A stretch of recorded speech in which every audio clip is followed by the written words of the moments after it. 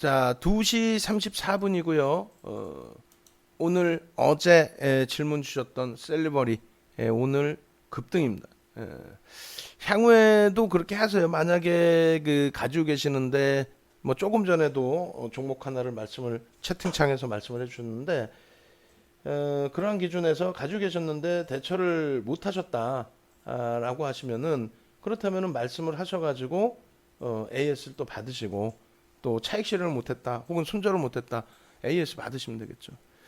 결론적으로 셀리버리를 다시 한번 교육용으로 살펴보도록 하겠습니다.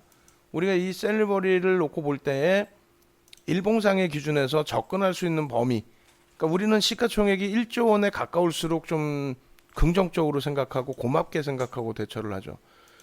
요 기준에 거래대금이 좀 터져줘야 된다는 거예요. 거래대금이. 그럼 완벽하다는 거죠. 거래대금이 1000억 이상이면, 그러니까 시가총액이 1조에 가까우면서 1000억 이상, 많게는 2, 3천억, 더 많게는 3, 4천억 이상 터져주고 최대 1조까지도 터집니다. 신라제는 2조씩 터졌어요. 그러한 흐름이 나올 때 양봉일 때 따라잡습니다. 양봉일 때. 그리고 거래가 축소될 때는 쳐다도 안 봐요. 거래가 축소될 때는. 그거는 안 보는 거예요. 왜?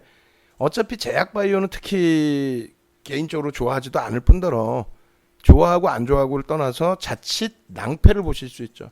뭐 신라젠의 전체적인 흐름도 그렇지만은 최근 들어서의 헬릭스미스 같은 경우 이러한 그 변동성 감당이 안 되죠. 그렇기 때문에 한번 무너져 내린 것을 그냥 이슈만 가지고 움직인 것을 그냥 그것을 막연하게 대처하는 것은 무리수가 있습니다. 그래서 결론적으로 가장 최근 기준으로 우리가 접근했던 범위는 아까 이제 오전에 확인을 해봤죠. 그랬더니 어디예요? 1차적으로 여기 이날, 그리고 2차적으로 이날 차익 실현.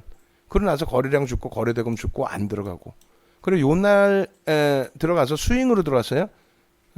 단타 종목이 아닌 스윙으로 들어가서 73,000원의 손절이었는데 이제 우리 언현님 같으신 경우는 아마 종가상으로 73,000원이 이탈이 안 돼서 가지고 계셨던 것 같아요.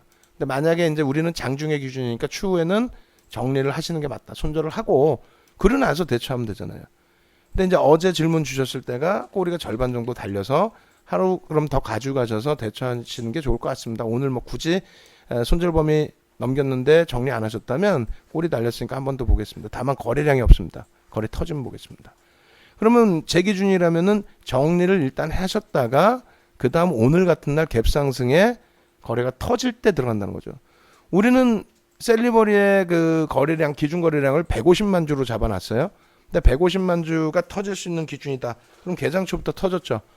그것이 뭐 전체적인 시장에서의 흐름, 코로나 바이러스 관련해서의 흐름이 됐든 뭐가 됐든 어찌됐건 셀리버리의 흐름도 오늘 강하게 지금 움직임을 주고 있는 거죠. 만약에 그러한 흐름이 없었다면, 그러한 흐름이 없었다면 막연하잖아요. 미국 같은 경우에 반등 나온 게 코로나 바이러스에 대한 불편한 부분, 그러한 부분이 뭐 심리적으로 해소됐다. 그래서 시장이 강세를 떴다. 이런 식으로 해소가 됐잖아요.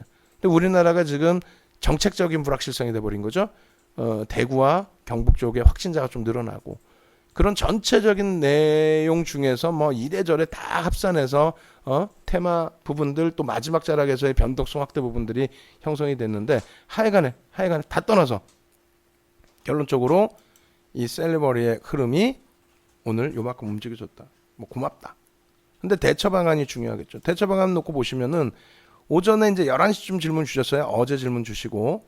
그러면 이제 다른 분들 이제 교육적인 부분도 되니까 같이 놓고 보면 정확하게 따져 드릴게요. 아주 정확하게.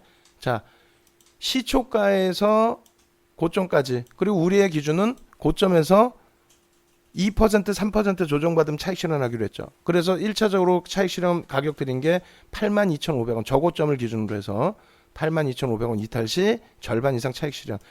8만 원 이탈 시 전량 차익 실현. 그죠?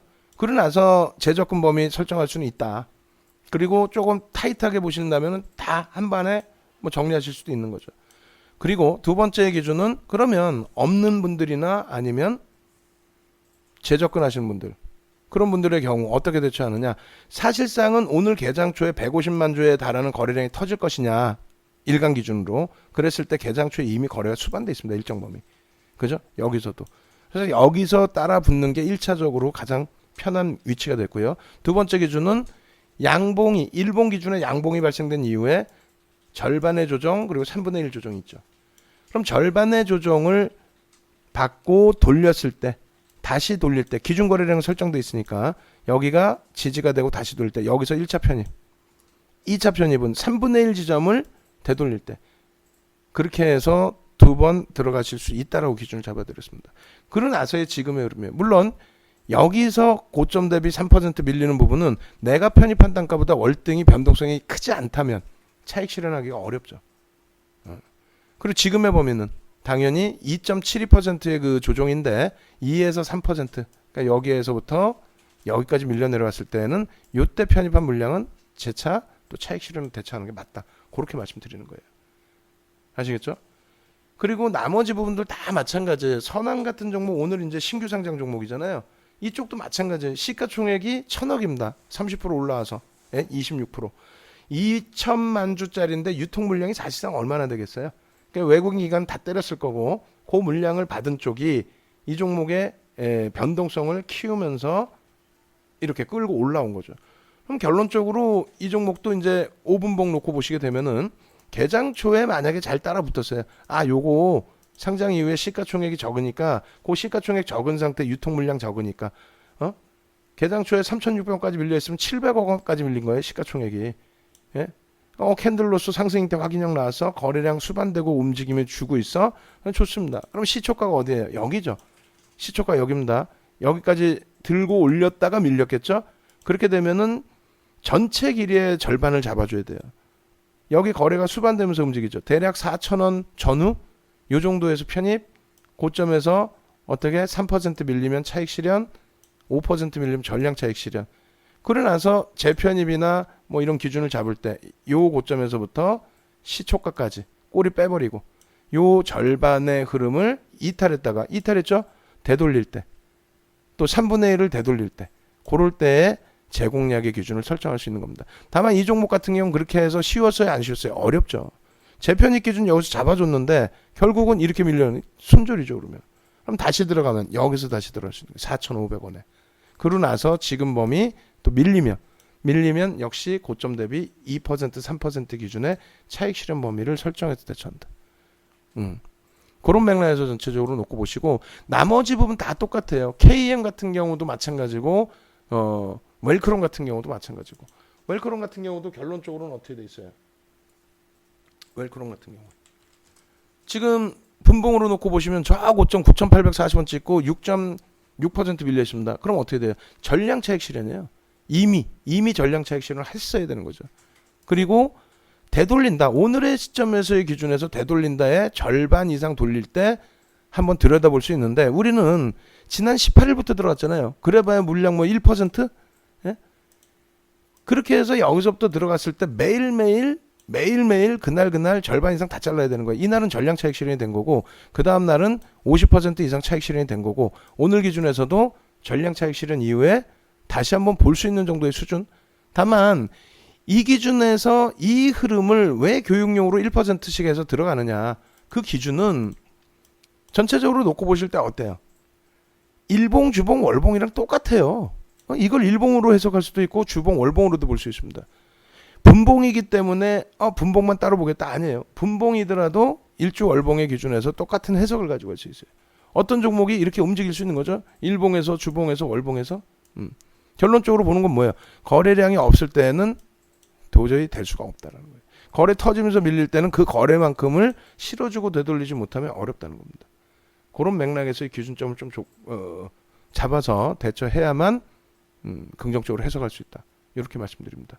마지막으로 이제 한진칼 짤막하게 설명드리면 한진칼의 변동성이 지금 보합권까지 눌려져 있어요.